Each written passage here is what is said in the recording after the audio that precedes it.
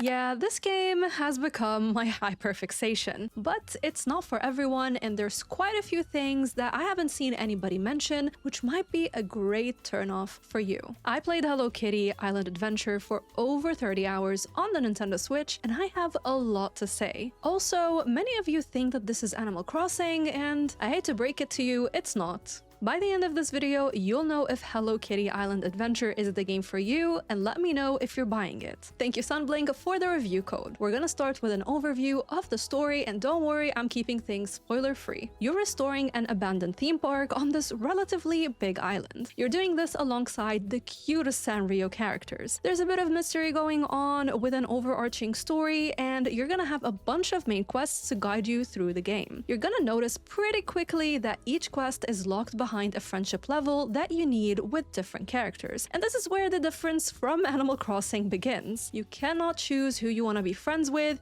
you need to be friends with everybody. And you do so by giving them gifts that you collect or craft. Each character has different types of gifts that they like, and different items within that gift type will grant you either 1, 2, or 3 hearts. Advancing these levels is very important, and the highest tier that you can get to is level 20. Every time you reach a new friendship level with a character, you're gonna unlock different things. Sometimes it can be an item, other times it might be something like an avatar color, and in many cases, you're gonna unlock the most crucial thing, which is new story chapters. Note that some quests require you to finish certain chapters for 1, 2, and even sometimes 3 characters at a time. And with a game of this nature, it means that a lot of things are going to be locked. It's gonna make you feel overwhelmed, and you're gonna be like scratching your head thinking, how the heck do I unlock things? And things are done in this way because the game wants you to play daily. So every day when you log in, you have different daily and weekly quests. But you might also be locked out of certain story chapters until the next day in real life. So this is why this is not like Animal Crossing at all. You have a massive main quest, unlocking tools and locations is heavily based on friendship progression, and you cannot choose who to be friends with. The game also does not sync its time with IRL time. The day in the game is gonna progress from morning till night within 24 minutes of in real life time, and you can change that time by going to sleep. However, you also have a daily reset time which happens every day at 6 a.m. GMT or your regional equivalent. This is when things like your daily quests or items are gonna respawn, as well as the next story chapters that might be locked behind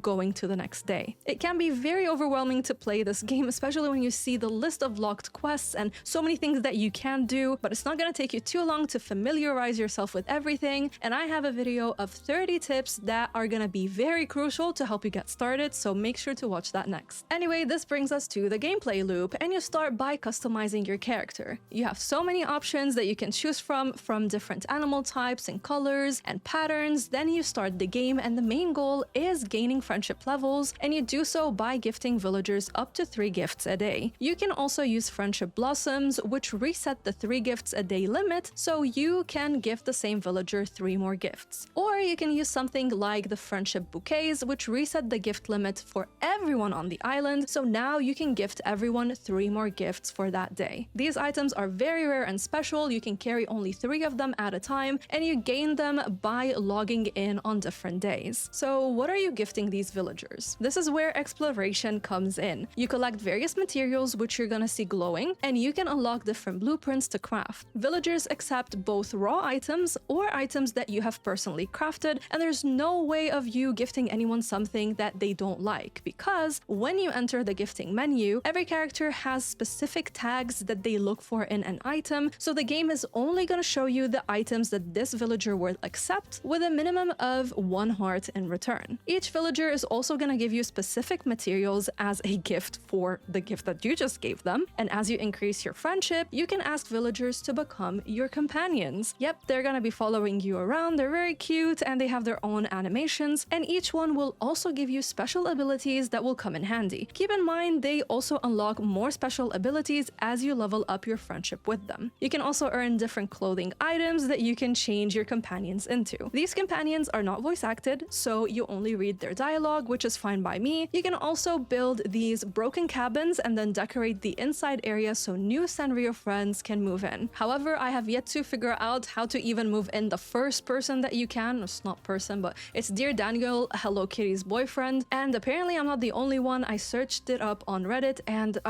nobody knows how to make him move in. When you want to move in someone, they have different requirements that they need to be inside of the cabin, and even when I have those ready for him, he just won't move in. Anyways, as you unlock new areas, you're gonna access new items to collect, and you're gonna unlock new cooking stations and crafting stations. So in every area that you go to, you have different things to bake and craft. The map is pretty big, and you have a variety of biomes that are really pretty to look at and explore. From the lava-filled Mount Hothead to the foggy, spooky swamp, you have this beautiful underwater segment called Rainbow Reef and more. As you play, you're gonna unlock different fast travel points, which you can access through your map. And thank goodness this cozy game has a mini-map, because otherwise this would be an absolute nightmare to traverse. Exploring is really fun because there's always something new that you might find. You might find hidden chests with valuable resources, you might find different comic books, music discs that you can play on your radio in your own home. Yes, you can get your own home and decorate it. And you can also find these Guatemala, or however you pronounce them, which you need to take pictures of. So this means you do have a camera mode. So for those of you who adore taking pictures in a game, along with different poses for your character, you can definitely look forward to doing so. You're also gonna find different challenges to complete across the map, where you need to catch, for example, all cherry blossom icons in a limited amount of time, or you can enjoy fun minigames by redeeming game tickets that you collect daily at the plaza. And you're even gonna come across various caves and hidden locations where you complete puzzles to earn various rewards. This is so fulfilling to do because you feel like there's always something to look forward to, especially in the beginning few days of the game. Items are gonna respawn daily, as in real life daily, so not the 24 minutes in the game. And to make navigation easy, there is a guiding light that you can follow, so you don't have to worry about getting lost, and you can toggle that on and off within the settings. Collecting is fun because everything you do has these fun and quirky little sound effects, so it makes it feel so satisfying. And the music in this game is very whimsical, with each biome having its own tunes, which are fun to listen to, and I definitely found myself humming to the songs even after playing.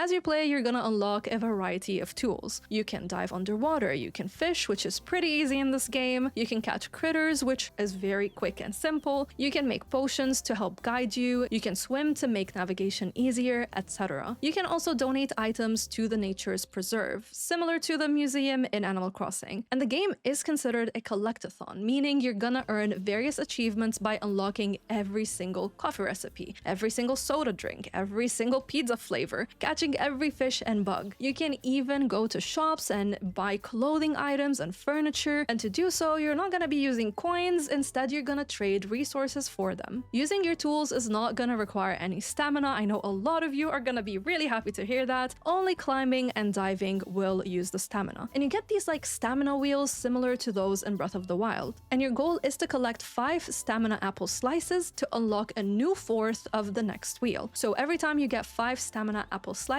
you can craft a stamina apple, and voila, a 1/4 of an extra wheel is created for you. When it comes to tools, also a good thing is you don't need to upgrade them, and they don't decay. Also, another really good thing that you're gonna love is that you have an infinite inventory here, which is really helpful, and you eventually unlock these gnolls, I don't know how to say their name, and you can ask them to collect resources for you. So every day you can choose one item that you want them to collect, and the next day you log in, which is in real life, you're gonna find everything in a basket. Hello, you gorgeous human being, it's Miss Bubbles. If you're finding this video helpful, make sure to squish the like and subscribe buttons. This really helps the YouTube algorithm push itself forward, so this video can be found by other people who might be on the fence about whether Hello Kitty Island Adventure is gonna be the game for them. So this all sounds great. Everything that I said so far sounds really good, but there are a few things that you need to know which are not so great, some that have to do with the gameplay and others that have to do with the performance, be it it in general, but also some stuff on the Nintendo Switch. So gameplay-wise, I wish we could use markers on the map. We have so much space to navigate and items spawning all over the island. So this kind of quality of life update would be really helpful. Another thing is that the game tends to lock you into doing things one thing at a time, which is very tedious. Let me explain. So for example, you can only gift stuff one at a time. So even if you have 3 gifts that are ready and showing up in the menu, you have to do things one at a time and sit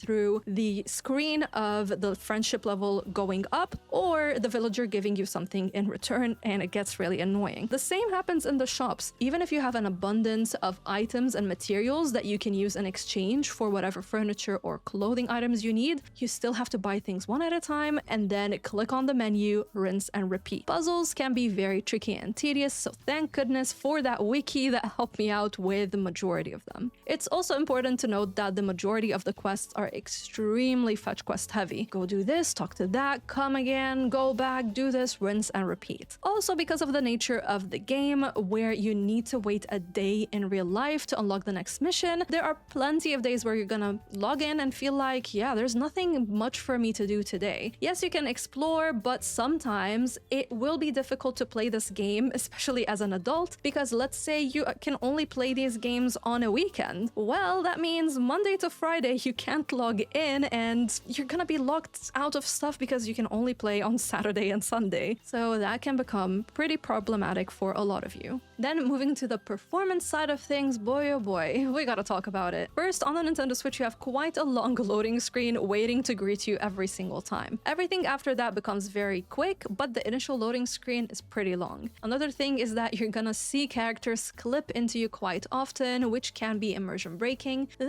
you have the biggest issue of all, motion sickness, girlies and guys. I know a lot of you have motion sickness like I do. Yeah, this is a tough one. There is no FOV slider or field of view slider, so you cannot zoom in and out, meaning the camera is very close to your character. Also, you cannot rotate your camera. Instead, the game does the zooming in and out and rotating for you, meaning many times the camera is just gonna move so quickly, and when that happens, time and time again, you're gonna get nauseous. These changes happened so many times in the camera that I had to take breaks regularly when playing. Add to that, in docked mode, the game suffers from many stutters and lags, which adds to the problem. Now, it's not as bad as, let's say, Pokemon Violence stutters and lags, but the insane camera rotations without prior notice were very harsh on my eyes. So all of these things that I mentioned, especially when it comes to the camera, they're things that have happened on the mobile version as well, and I haven't seen anybody address it, and I feel like, add to that all of the quality of life issues that I also mentioned, these are things that you need to know about because they can be game breaking for a lot of you, and you really have to know about them to decide if this game is the one for you. So we talked about the good and the bad, but the question is Hello Kitty Island Adventure the game for you? As always, we're gonna go with this game is for you if, not for you if, and my verdict. This game is for you if you love games that invite you to play in bite-sized sessions every day. You're slowly unlocking and advancing the story, and this means that you need to log in daily to not miss out on rare prizes like the Friendship Blossom and bouquets, but also to unlock new story chapters. It's also for you if you're okay with the fact that you need to become friends with all the villagers to progress the story. You cannot be picky about who you choose. It's for you if you love quality of life updates and features in your cozy games, like not having to worry about upgrading your tools, having an infinite inventory, and more. It's also for you if you don't like open-ended cozy games. Here, things are gonna be unlocked in very specific ways, including access to various locations, tools, crafting tables, and whatnot. Finally, it's for you if you are ready to play a game that is at least 80 hours long and you are a completionist, because this is considered a collectathon kind of game. However, this game is not for you if you don't like a very rigid story progression system in your cozy game, meaning you can't go and do whatever the heck you want, you are locked in behind quests. It's also not for you if you cannot tolerate insane motion sickness inducing camera movements, and if you're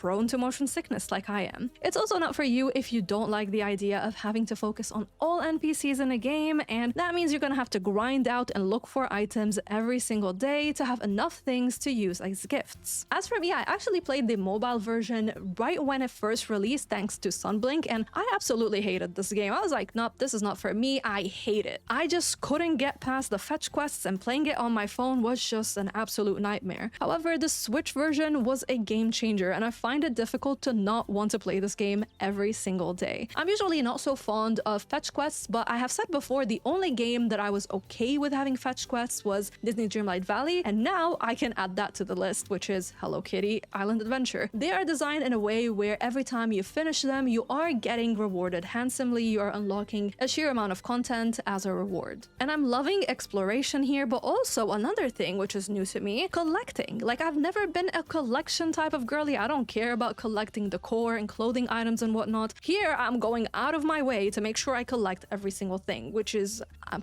yeah, I guess I'm a collectathon kind of game now. Kind of person. Not kind of game. I have a fever, by the way, while I'm filming this, so... Anyways, this could definitely use some quality of life updates, and oh my god, that camera, it is an absolute nightmare. Developers, if you're seeing this, please do something about that camera. But playing this in bed every evening for the past 2 weeks has become my favorite part of unwinding. It makes me feel like a kid is very cute and charming and whimsical, and I haven't been obsessed with a game like this since Luma Island, which is why I haven't really made any reviews since My Sims, because I haven't really been excited about anything. So I feel like this was the best way for me to kickstart my reviews of 2025. And the game is surely overwhelming. I have over 30 tips that I've prepped for you, so make sure to watch this video next to know all about them. Thank you to my YouTube and Bubbly patrons for making videos like this possible, and a shout out goes to the Game Dimension, Jake, Logan, and Stephanie for going the extra mile. Until next time, stay bubbly.